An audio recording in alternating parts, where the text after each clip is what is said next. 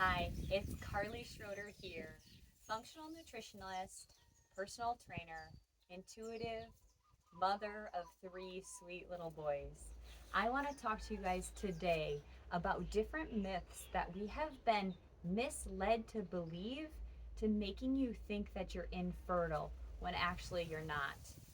These beliefs actually cause a physical and an emotional response and has a huge impact on the body and can be preventing conception from happening. So I really want to dive into this topic today with you guys to help get the world pregnant as a mission of mine. So I want to start, before we start absorbing and taking in a bunch of different information, with just an opportunity to breathe, okay? So stay here with me. Let's invite the calm so you can really absorb this information at a pace that makes sense for you.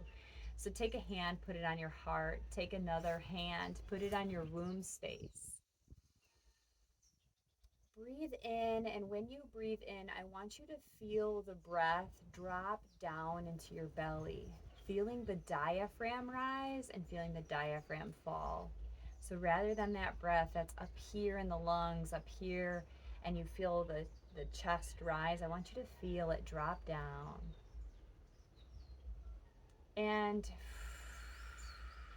when you exhale, feel the navel draw into the spine. I want to take two more breaths with you guys, really to sink in to the parasympathetic state. The rest and the digest, the place of creation, the place of stability, the place of your innate ability to know the truth, the answers that lie. Sometimes we don't know why. Now, like this, I'm open to receive. I'm open to receive this information. So showing your hands, opening up your heart, and just being willing to be an active participant and look at this relationship of fertility in a different way. So again, guys, I'm Carly Schroeder. I'm with Roots in Fertility, and I am grateful to be here to educate and help explain different things that you might not have ever thought about or known. And if you already have heard it, that's okay too. Sometimes it takes a couple times before light bulbs actually go off and we know, okay, everything's going the way it should be. And so sometimes that's the thing too. Maybe I'm just the person here to give it to you a second or third time. Maybe this time the light bulb clicks for you. Or maybe you're left with more questions because all of this stuff is new to you. So no matter what level you're on, I hope to just educate you and create this space and bring you back to your own body, your own truth, your own knowing. And so we can kind of start taking our own sovereign being, taking back our power to create. So, like I said before, we have been fed this misbeliefs about fertility and infertility, the inability to conceive. And one of these false beliefs is that infertility, I want to put this in quotes, is oftentimes diagnosed as the term if you have been trying to conceive and you haven't conceived within a year of trying with unprotected sex.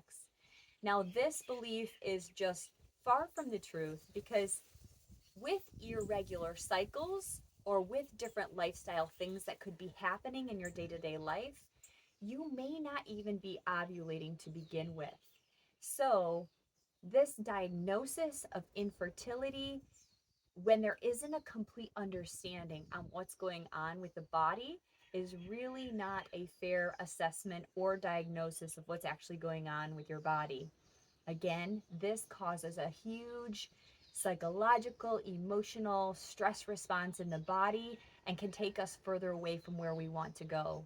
So I just want to address that first, the term infertility and what that means and how it's impacting your body, and how just because you might not have conceived in the year that you have been practicing unprotected sex doesn't mean that you're necessarily infertile. The second one I want to address with you guys are about the menstrual cycle, the typical time, what it looks like, how long it should be, the whole gamut. So in the medical system, we have started to accept the 28-day cycle, meaning this one size fits all. Like every woman has a 28-day cycle, and on day 14 you ovulate, so you need to have sex on the 13th or the 14th day or the 12th to the 16th. You have 5 days really that you can even conceive to begin with. So this could not be further from the truth. Because menstrual cycles vary between each woman and from each woman to woman in each cycle. Meaning, just because I had a cycle that was 28 days last month doesn't mean that my cycle will also be 28 days this next month. So, the reality is a normal cycle can vary anywhere from 25 days up till 35 days. And ovulation can happen as early as day 8 and as late as 20 and beyond. So you can see how we're missing the mark here, timing conception, if we're assuming that every woman is ovulating on the 14th day of their cycle. The next piece I want to address, the third one, is how doctors oftentimes overlook some really obvious solutions that don't require being picked or prodded or exploiting you and putting you through some really painful tests. So an example of this is related to what we just talked about with the cycle length. When couples go to doctors, they may say, we have been trying, we have been trying for having sex 2 times a week for the last year, and still we didn't conceive the baby. And the doctor doesn't even think to ask the follow-up questions to start to get in some of the lifestyle factors that could be inhibiting that, some of the other easy solutions, because they are trained for medical diagnosis, for issues when there is a really deep health concern. So automatically they jump into testing. The testing is expensive, it's usually paid out of pocket, and it's usually really uncomfortable.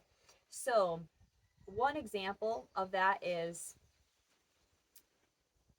if you're not timing intercourse at the right time, there is a really short window when a woman is even capable of getting pregnant. So if we don't really even understand, ovulation has happened on day 8, maybe for people who have a shorter cycle, and then they're telling you to try to conceive around the days 10, 11, 12, 13, 14, whatever it is, you could be missing that window completely. So you can see how some of the little tips and tricks and understanding lifestyle factors, things that could be impacting the cycle, really could start to be addressed in a way that's not invasive and is not really costly, so the women could properly understand their cycles when ovulation is occurring to conceive this baby. The next part I want to address is how past cycles predict your future fertility. So looking back at a past cycle, that really only gives us information about what happened in the past.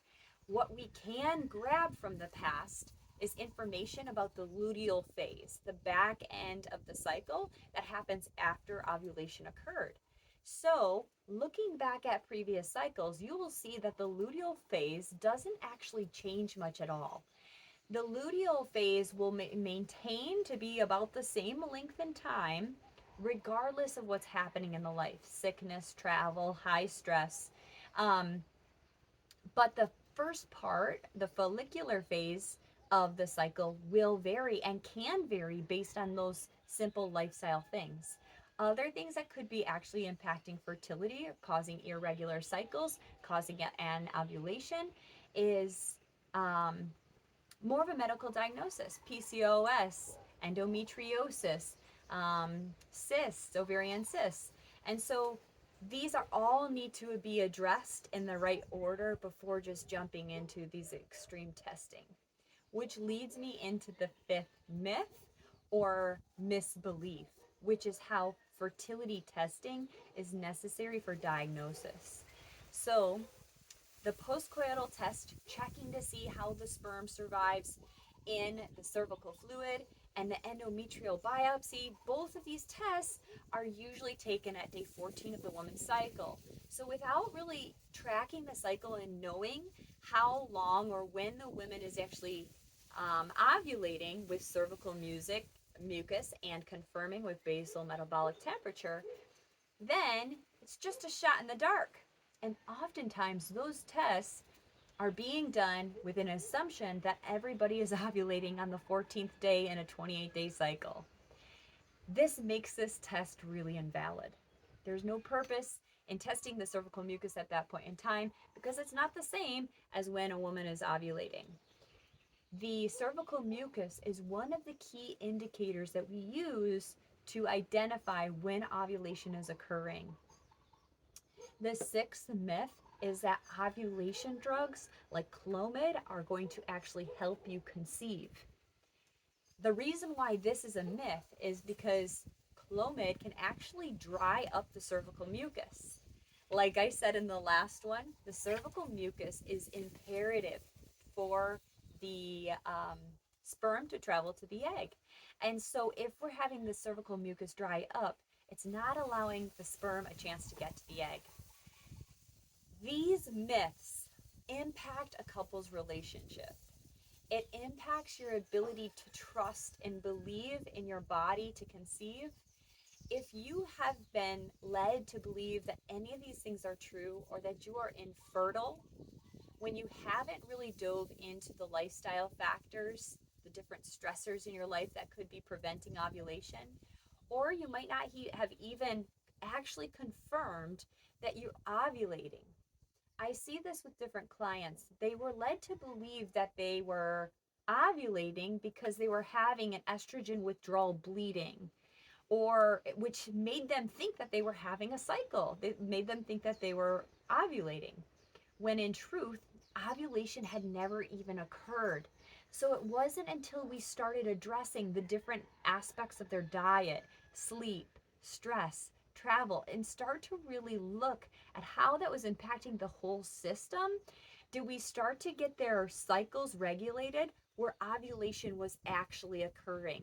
So that example leads back to how our past cycles doesn't necessarily predict our future fertility.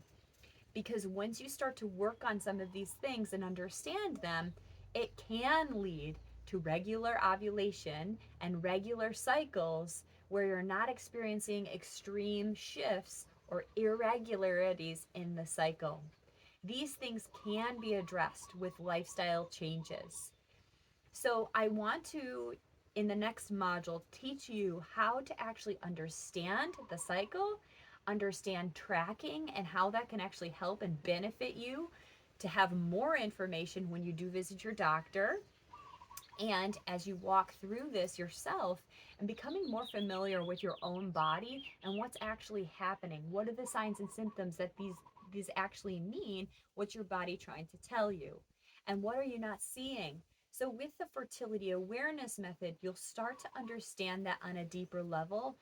And after a couple months of tracking, you'll then be able to use this information to know what's happening with the body. If the luteal phase is too short, meaning less than 12 days, the body actually can't. It's not a hospital place for the egg to survive. So we're looking at maybe estrogen dominance or not enough progesterone in the body. And so we can start to understand these things once we start tracking. And that's where we're going to get into the second module with the fertility awareness method and tracking. And I'm actually going to go side by side with you, track some charts so you can start to see and understand, so you can start to take charge of your fertility and conceive this baby that is just so ready to come into your arms.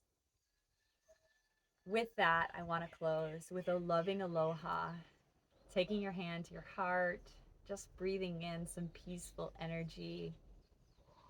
You have found this at an opportune time. I'm grateful for you leaning in, trusting this as a resource to get you to the place you want to go, to get you in the place that you want to be, and to happily welcome this baby who is looking forward to entering into this world.